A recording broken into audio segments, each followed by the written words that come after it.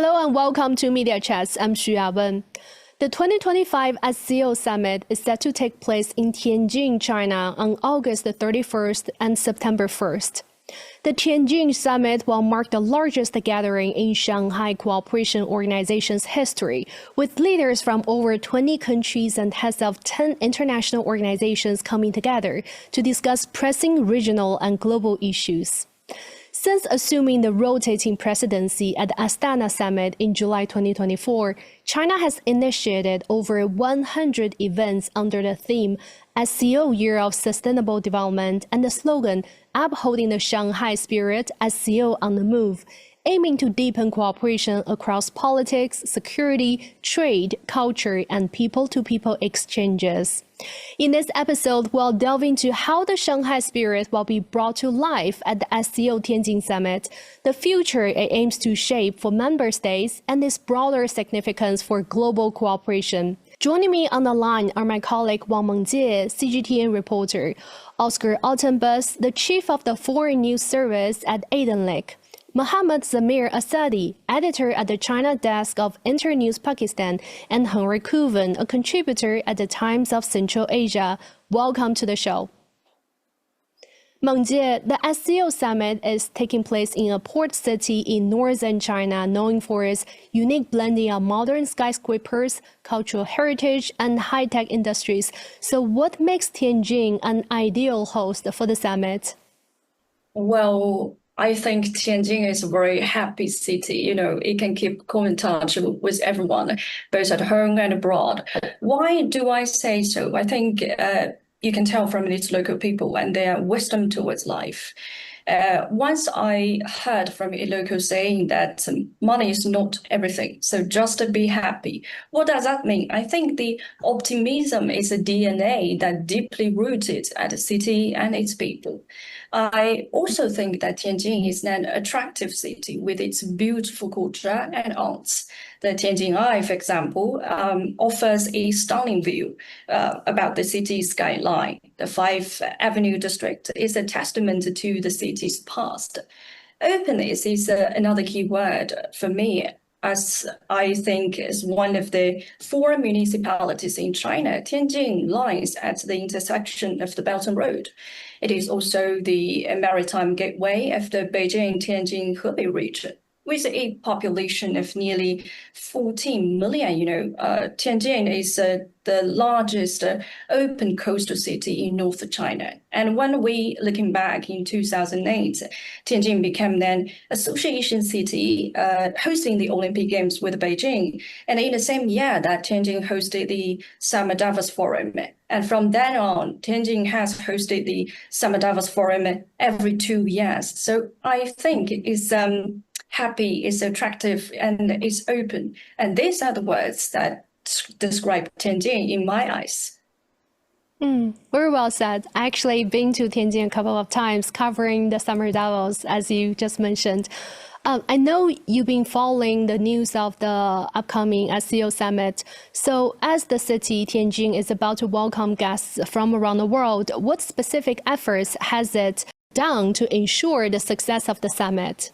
I think you can think about the issue from different angles, but so far as I learned, the SCO Summit is expected to adopt a strategy, in Tianjin and guiding its development through 2035.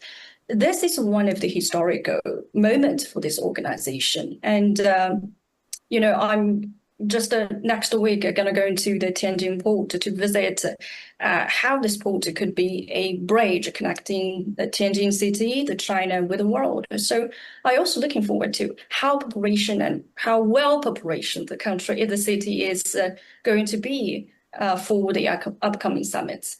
Özgür, you visited Tianjin in June, explored its cultural streets, enjoyed a boat tour along the Haihe River, and also visited Tianjin Port, which is the world's first smart zero-carbon port in China. What stood out the most to you about the city?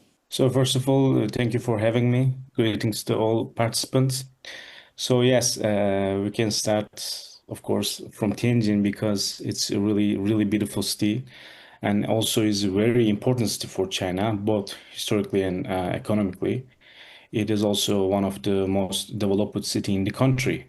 So a major reason for its development is the spatial growth program created by Communist Party of China for Tianjin, of course. Thanks to this program, the Tianjin has become one of China's top port cities. So I want to talk about the Tianjin port, of course, because it's especially impressive. It is one of the most advanced ports in the world, using artificial intelligence and automation at very high level. I want to tell you a story about it. For example, my older brother is an inspector for shipping and ports, like surveyor. So I recorded some videos from the Tianjin port and like automation, self-driving vehicles moving containers at the port of Tianjin and sent to him. And he said, I've been in dozens of ports, but I have never seen anything like this, like high technology and artificial intelligence. So the technology at the Tianjin port surprises not only ordinary people, but also professional in the field. So because of that, really, really important, I think, for the industry of the like sea industry. So and also the other way of the Tianjin is also city with deep cultural importance. It is located on the maritime road of the ancient Silk Road, which shows its historic role as a global trade hub.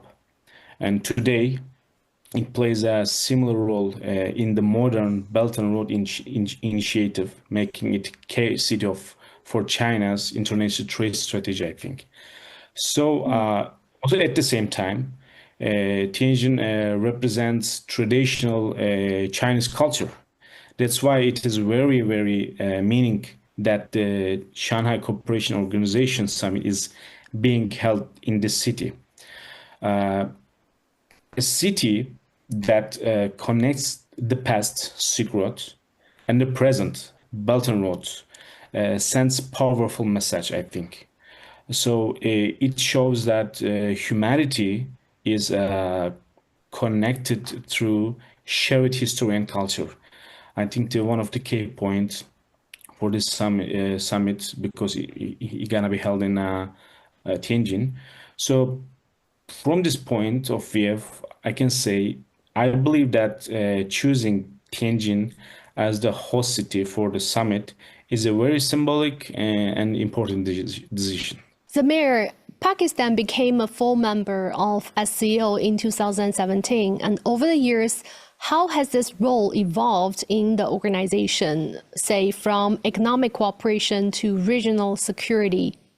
Yes, first of all, thank you very much for inviting me to talk on this very important issue that has really, created a buzz around the globe.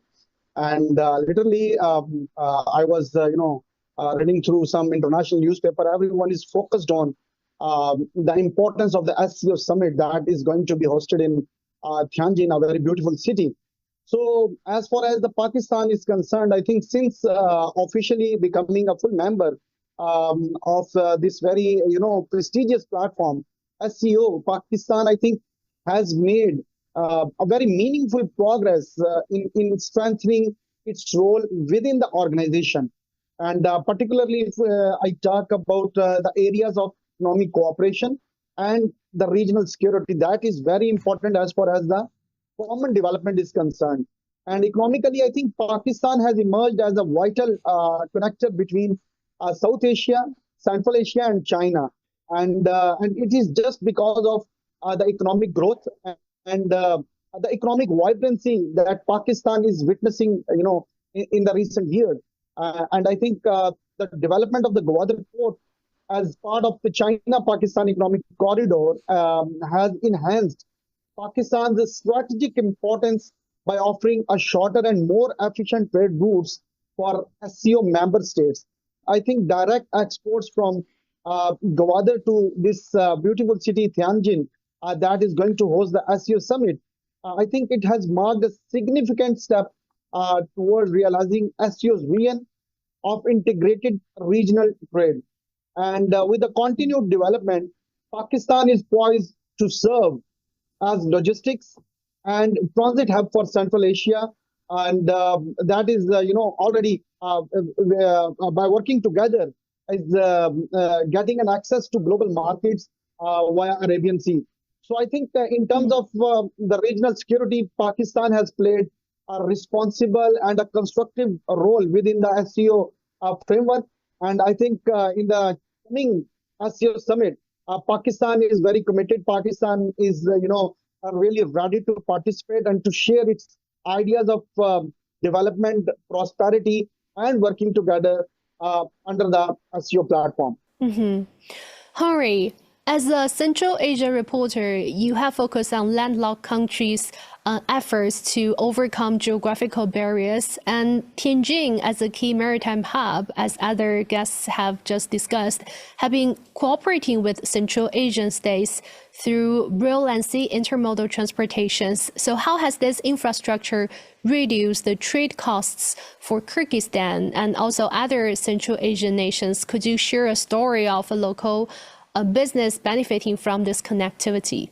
Absolutely, and thank you for having me back on the channel. It's great to be here. And as you mentioned, Tianjin has really become a vital maritime outlet for Kyrgyzstan and other Central Asian countries via China's Belt and Road Initiative infrastructure, and particularly through the China-Kyrgyzstan-Uzbekistan rail route. Businesses in Kyrgyzstan have been able to export their products to Tianjin for a fraction of the cost and are able to receive products from the other side in a much quicker fashion.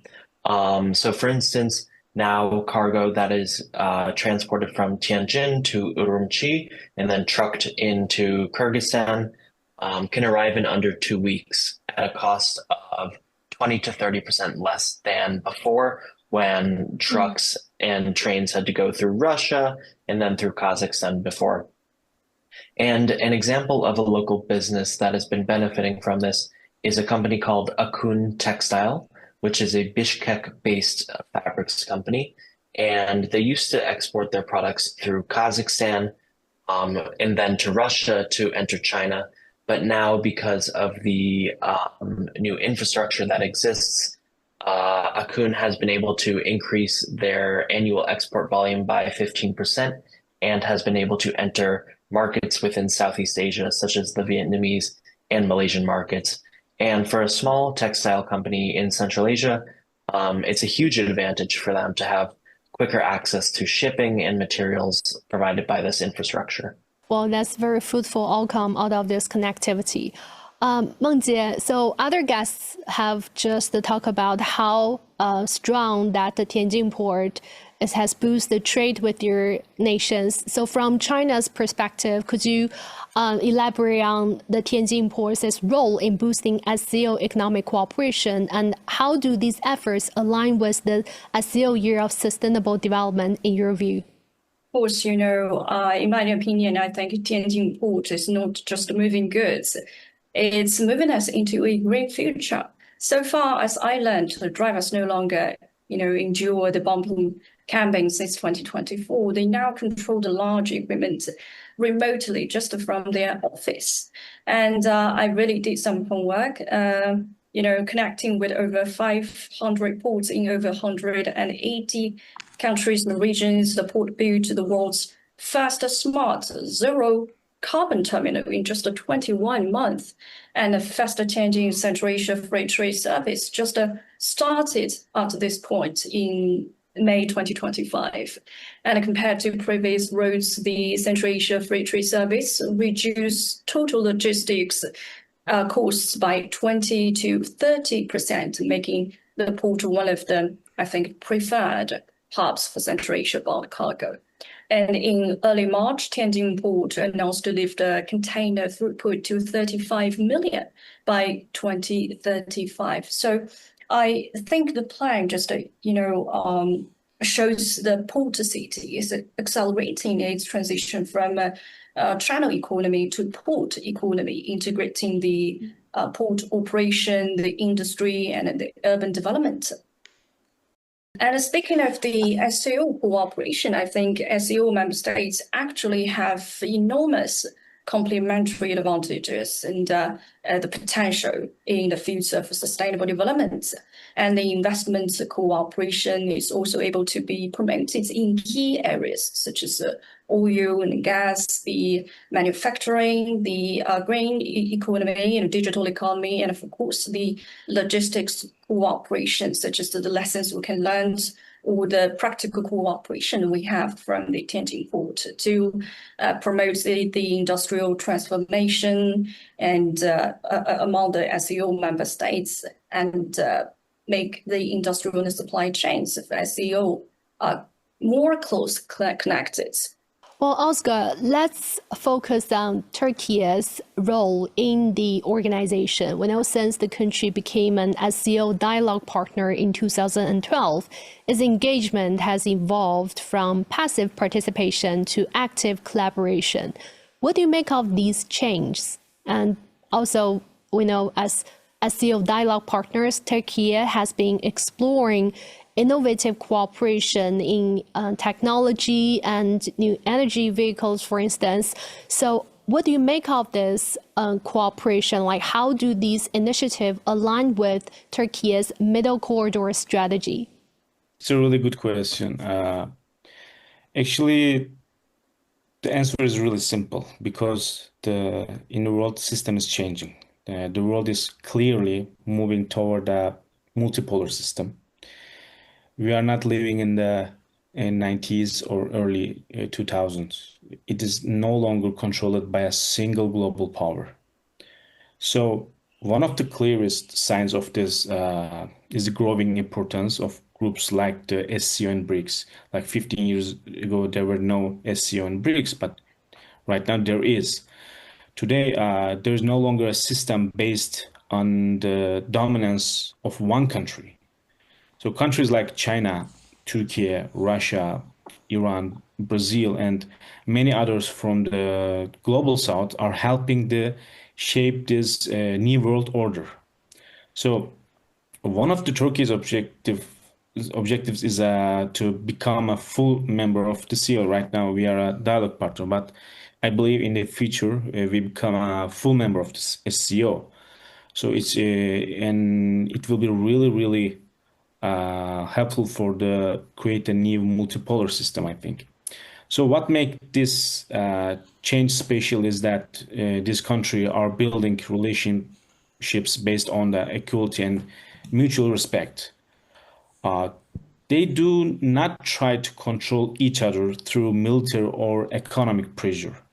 Instead, they work together in ways that benefit everyone, a win-win situation that supports the growth of all involved. And so let's talk about the energy because the energy is really important for the Turkey. Search for energy is very important because Turkey depends heavily on foreign energy sources. We don't have like Saudi Arabia and UAE. We don't have a lot of energy sources like Russia or Iran. So one way to reduce this dependency is by using more electric vehicles. It will help. So this would not only help Turkey save money, but also improve its energy security.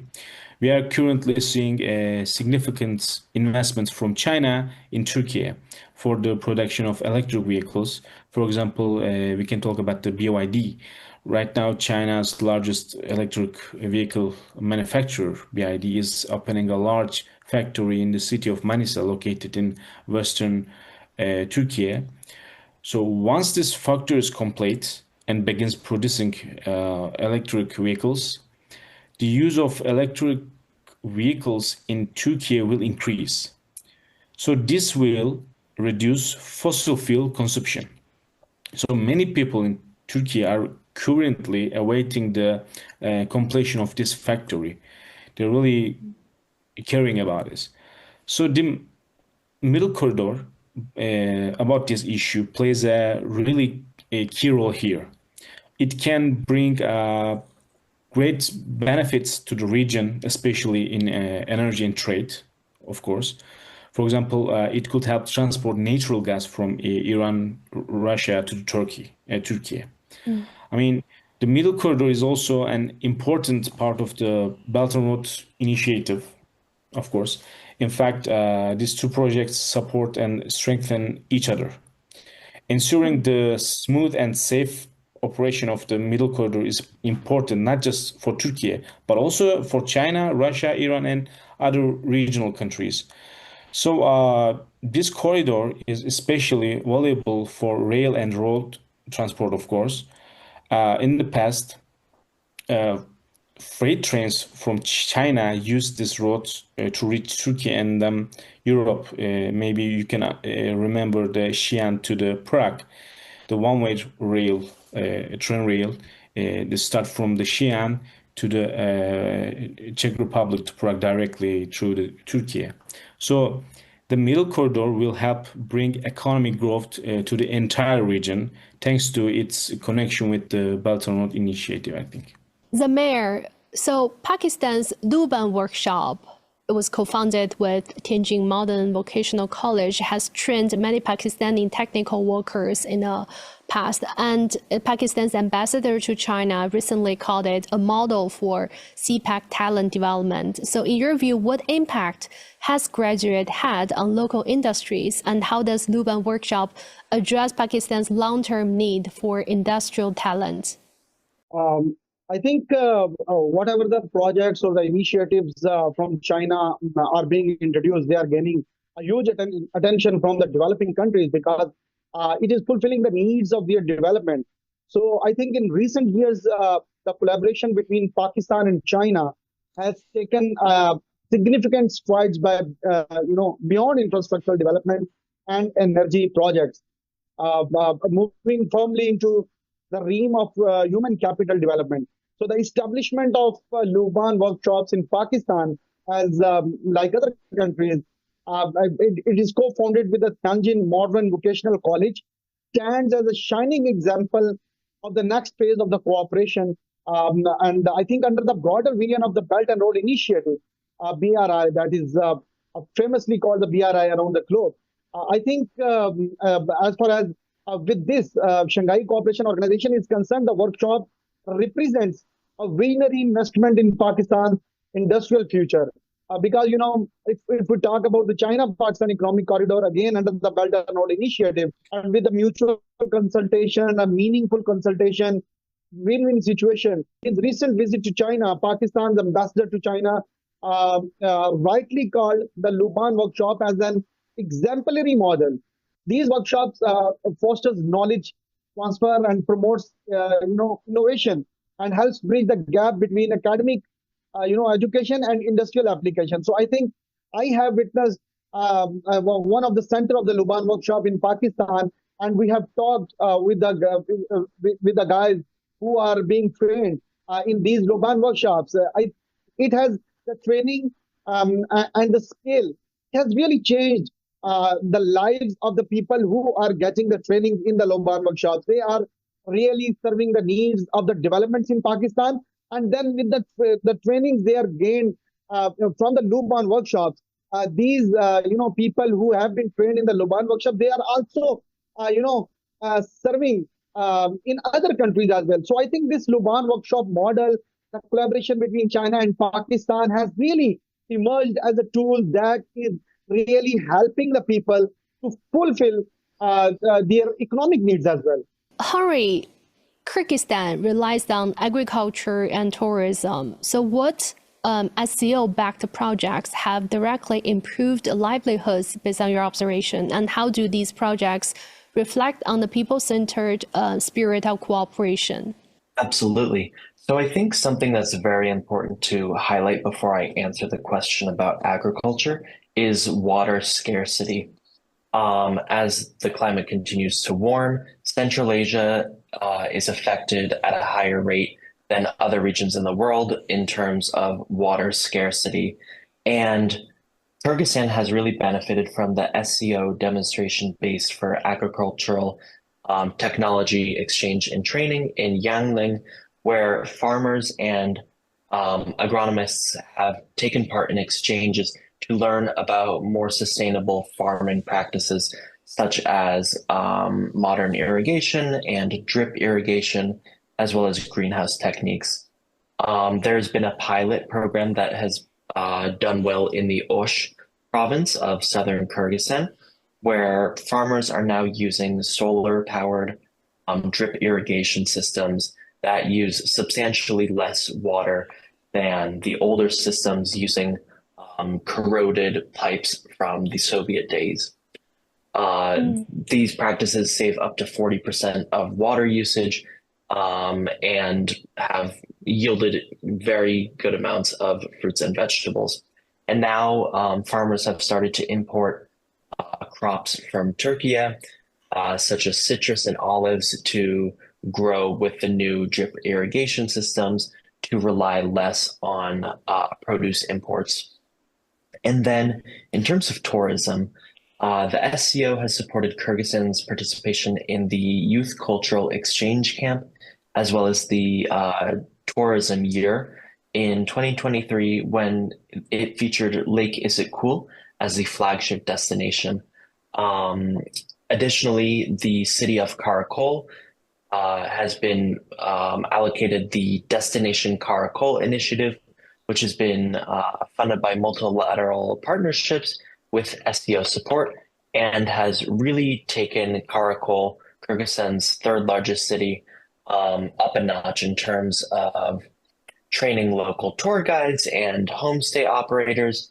And as a result, since about 2021, tourism revenue and numbers in the region have risen over about 20%, not only because of these efforts, but also due to the fact that Karakol is a four-season city where you can ski in the winter, hike in the spring and the fall, and in the summer enjoy Lake Issyk-Kul, which is truly an incredible place to be in the summer.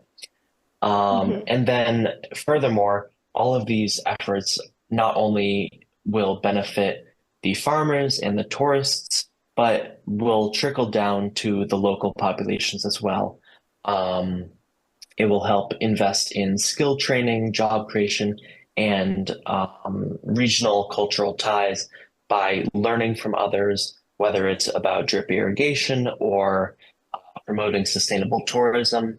It will all be up from here. Now let's shift the gears to the media cooperation and global governance under the framework of the SCO. Mengjie, so at the recent Zhengzhou Media and Think Tank Summit, a consensus was reached highlighting the pivotal role of media and think tanks as guiding forces for SCO cooperation. So what do you make of this significant role that media plays in enhancing SCO cooperation, and how can Chinese media better amplify the underrepresented narratives to promote mutual understanding? You know, media played a role as a bridge telling the stories of SCO and showcasing the achievements and advancements of the Shanghai Cooperation and contributing their wisdom to promote peace, stability, and development. And building consensus and increasing mutual trust, I think this is another responsibility media need to shoulder, and to respect or safeguard each other's core interests, to build the common home of the SCO. And the harmonious development of diverse civilization, I think, is a beautiful vision of the peoples among the SCO member states. And to better cover SCO stories, take CGTN as an example. We report or cover the SCO related stories, or each piece of the story, I think, from a vibrant perspective. Why? Because we are an international media organization with the aim to promoting the understanding between China and the world. And I think here is one of the vivid example I would like to share with you guys. Just in early April this year, I attended one of the, I think this is the first supporting event on the summits, and I attend this event, which is called the China SCO Conference on Industrial Cooperation for Sustainable Development. I was honored to have the chance to talk with the Sohail Khan, the Deputy Secretary of the SCO organization. And just, before the start of our conversation, and he just encountered me and said, "Oh, hello there, this is CGTN, I love it." He just get a glimpse of my microphone with the CGTN logo on it. And, this is one of the most impressive moments during the other day's coverage, because and I asked him why you were so happy. And he said, because the CGTN is kind of like the international media connecting China and the world, and especially he feels closer to the world as a foreign audience to watch CGTN. And so I start to learn why media need to go to the front line to, speak up and to stand out. And I hope I can just, share a little story with you guys. Media today, we're not only collecting facts, reporting facts, but also we're a bridge between nations to bring people's heart closer. Zamir, I know you also attended the Zhengzhou Summit. So from your perspective, how did the media and think tank representatives from the SCO countries work together to bridge differences and focus on the shared goal of building a common home? Yes, it was a pleasure. Recently, I attended two of the media and think tank summits. One was held in the Xinjiang, and the other one was held in Zhengzhou. So I feel lucky that I got an opportunity to attend both of these two summits that really represented the voice of the media outlets from and the think tanks from the SCO countries. And I think attending the SCO media and think tank summit, especially in Zhengzhou, was not just a professional milestone, but it was a moving reminder that how dialogue, shared vision, and mutual respect can unite a diverse region. Centered on the theme of upholding Shanghai Spirit to build a more beautiful home. And I think the summit brought together the voices from across the Shanghai Cooperation Organization countries, and the journalists and the researchers and the policy thinkers were committed to advancing the regional peace, development, and understanding. And I believe that such kind of gatherings provide an opportunity to the diverse opinion of the SCO countries. And we were able, to reach a consensus that we will be helping each other by narrating the stories of our country in the SCO member countries collectively. And it was decided that these stories should be, localized and should be translated in the local languages of the SCO countries. So anything happening in Islamabad can be felt in Uzbekistan. Anything that is happening in China, in the people's life, can really be translated in Russia.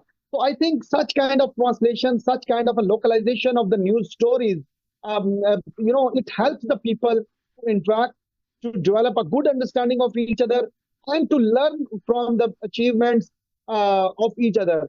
I think this is a time when we are witnessing a misinformation and propaganda campaigns that are fueled by Western countries against the SCO platform and SCO member countries. And we should encounter the propaganda, the fake campaign about the development, about the prosperity, and about the mutual working of SCO countries. So I think one particularly meaningful session in the Zhengzhou Media and Think Tank Summit was roundtable that was about media as a bridge for shared future. That was really very interesting. And where delegates from China, Pakistan, Kazakhstan, and Uzbekistan, I think, shared stories of how media collaboration has helped fight misinformation and build cultural understanding. I was proud to highlight the joint Pakistan-China documentary projects on the China-Pakistan economic corridor, and which have played a vital role in countering stereotypes and promoting positive narratives about regional cooperation. You talk about how the role that media should play as a bridge between countries. I want to discuss this elephant in the room, which is the relationship between India and Pakistan, since both countries are SCO members. What role do you think SCO should play in managing the complicated relationship between India and Pakistan, especially from media's perspective? I think as far as the Shanghai Cooperation Organization is concerned, I think it stands a vital platform for promoting regional peace, security, and cooperation among its member states. And for countries like Pakistan and India, which share a complex history of unresolved disputes, I think the SCO offers a unique and neutral forum, rooted in the spirit of good neighborliness, mutual respect, and dialogue. And I think Pakistan has always viewed the SCO as a viable vehicle to strengthen regional stability and foster a constructive engagement among all member countries of SCO. So I think SCO is a kind of a platform that really promotes and projects the good relationship between its member states. What we feel as a Pakistani journalist, I would like to comment that SCO has a great platform, and as a great platform, can facilitate to normalize the relationship between its member countries, especially between Pakistan and India. I think there is the realization in the region that the normal relationship between Pakistan and India can be vital for the sustainable economic growth, not only in South Asia but in the Central Asia as well, and by helping or by utilizing the SCO platform. And as far as the role of the media is concerned, I am the great advocate of the media connections, the journalist exchange programs, the journalist fellowship program between Pakistan and India and between the SCO member countries that can be facilitated by SCO platform.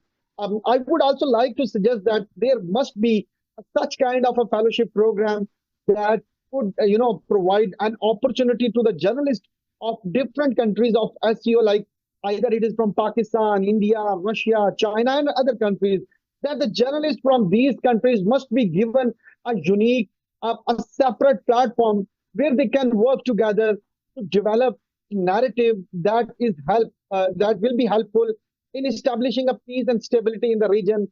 And I think such kind of a platform will be providing opportunities to the journalists that sometimes will be maybe working in New Delhi together, sometimes they will be working in Islamabad together, sometimes they will be working in Beijing or Moscow together.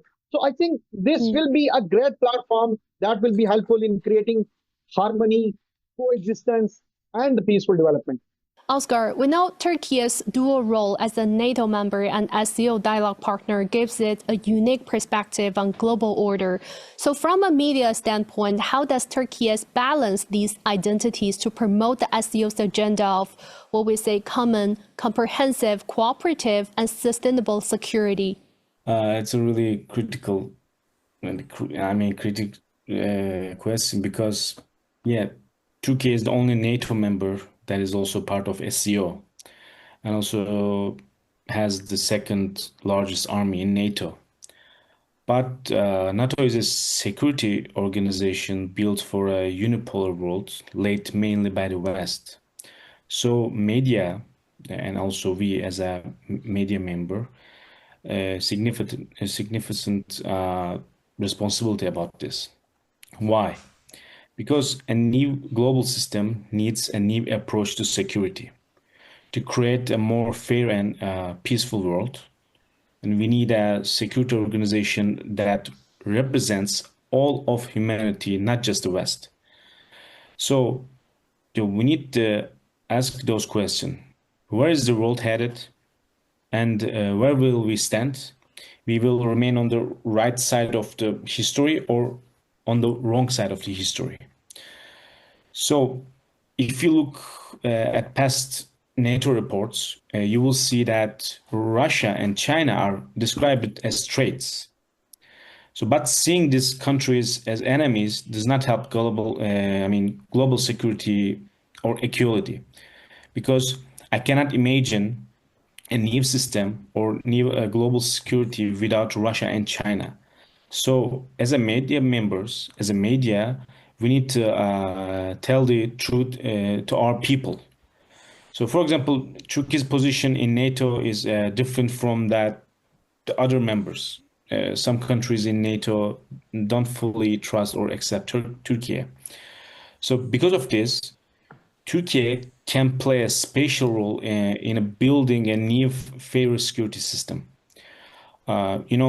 Turkey has a strong and experienced army. Also, although it is a NATO member, Turkey is open to working with non-NATO countries too. For example, we bought a Russian S-400 missiles defense systems.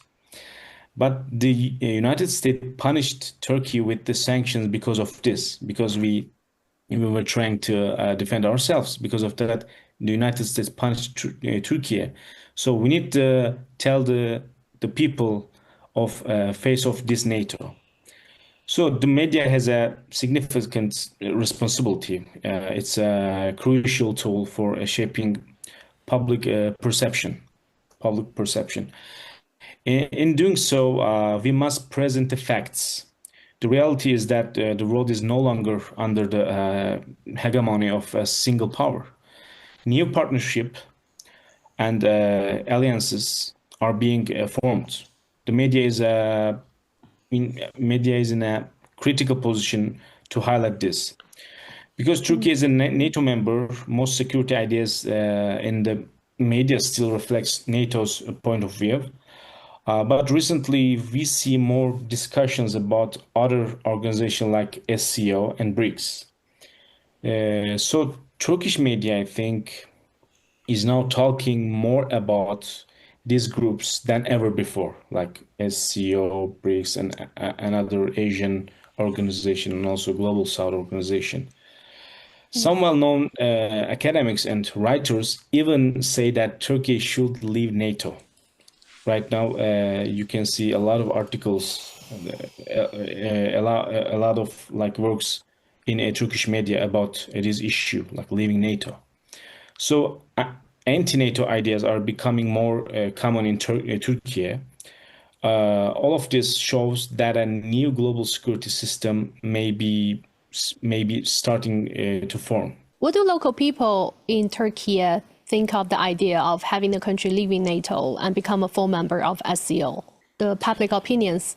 Of course, one of our goal is a full member of SCO, of course. And after 2016 military coup, Turkish people, a lot of Turkish people doesn't trust NATO anymore because some documents showing us and there is some NATO issues was in that the military coup.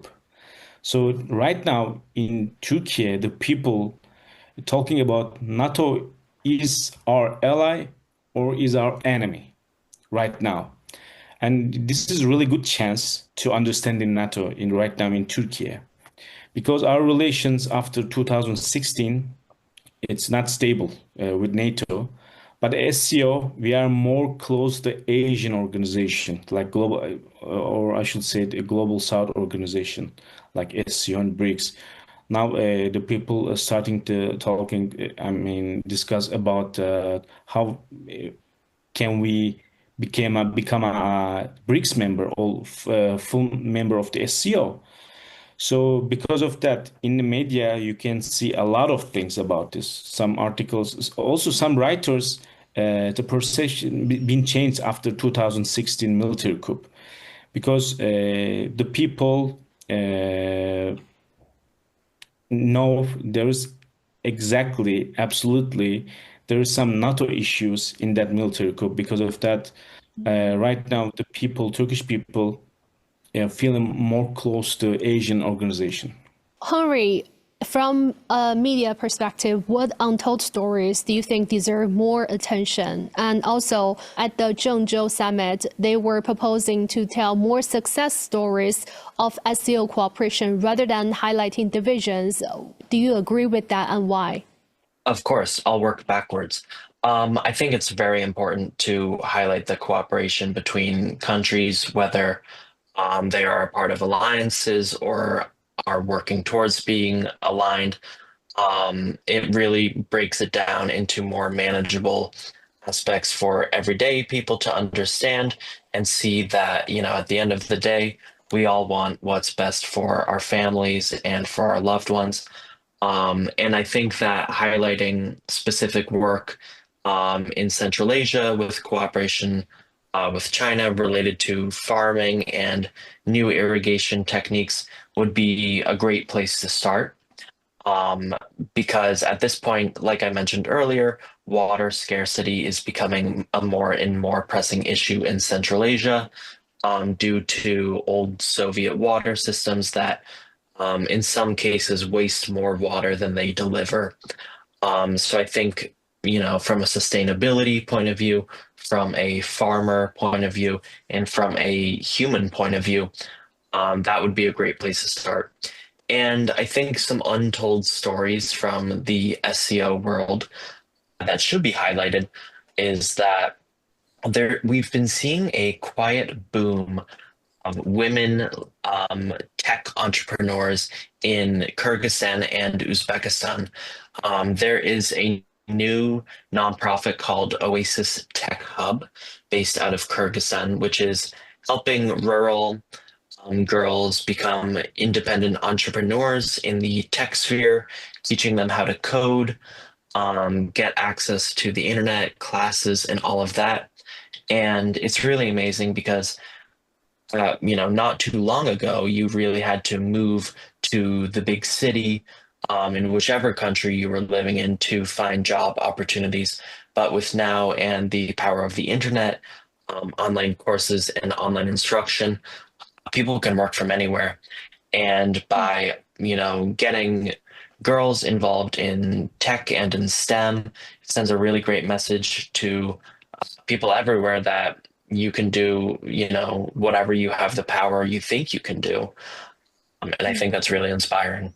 Well, as we come to the close to our discussion, let's look at the future of the SCO. And Mengjie, we know this year China hosts the SCO presidency. So what's your assessment of its performance, and also what are your expectations for the upcoming summit?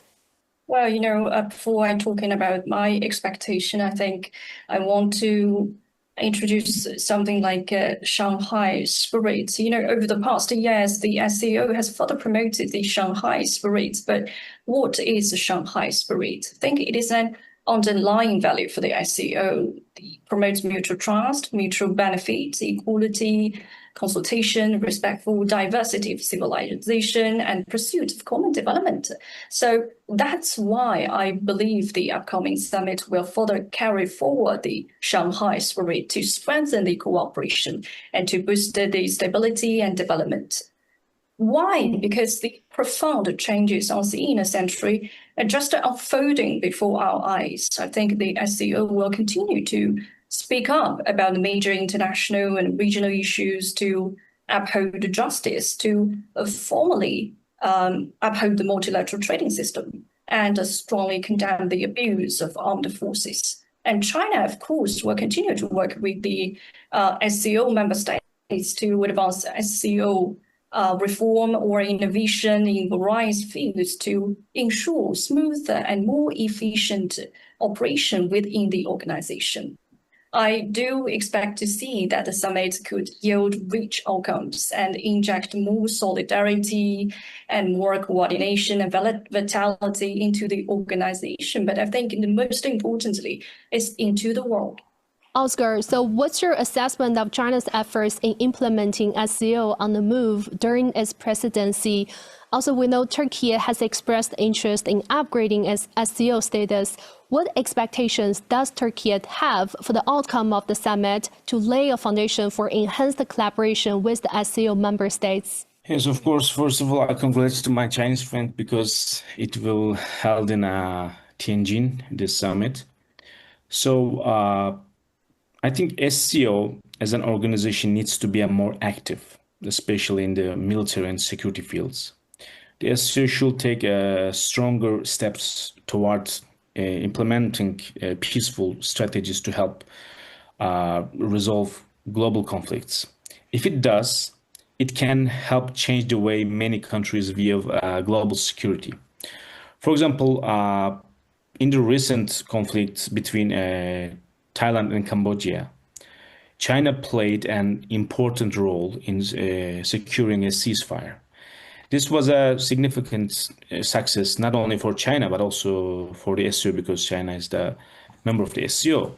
But it's not enough to stop conflicts. The real success is preventing them before they start.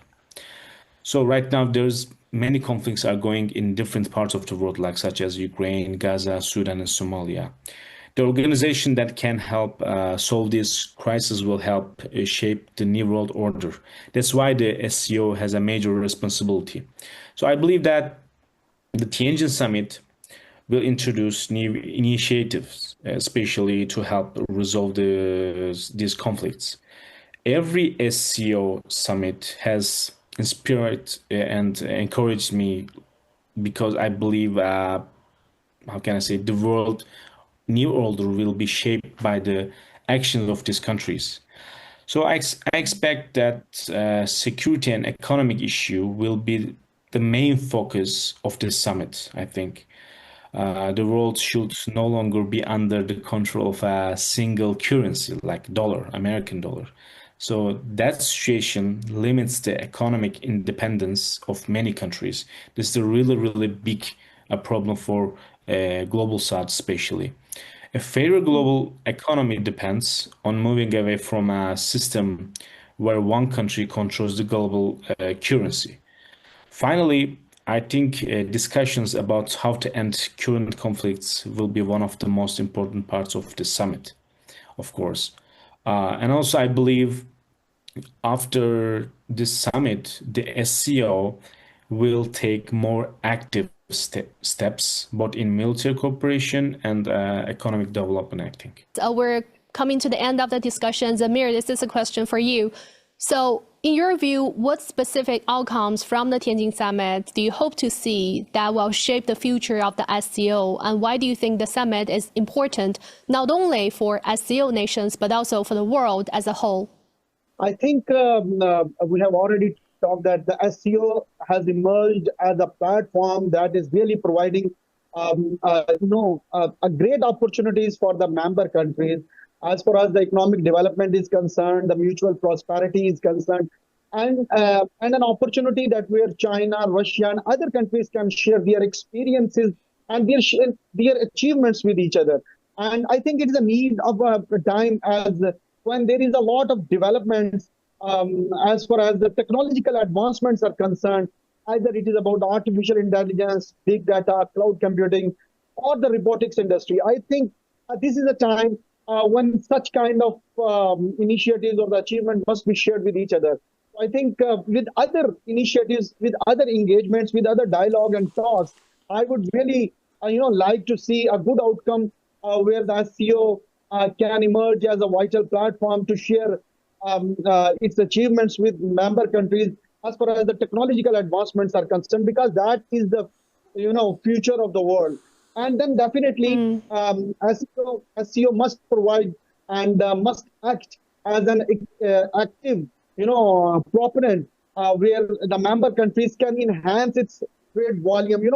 When we are witnessing the tariffs, the trade barriers and the restrictions from America and some other countries, then definitely there is a need of the time that the SCO member countries should help each other to increase the bilateral and multilateral trade volumes under this platform. And I think that will be a big outcome. That will be a big success of this summit. Very well said.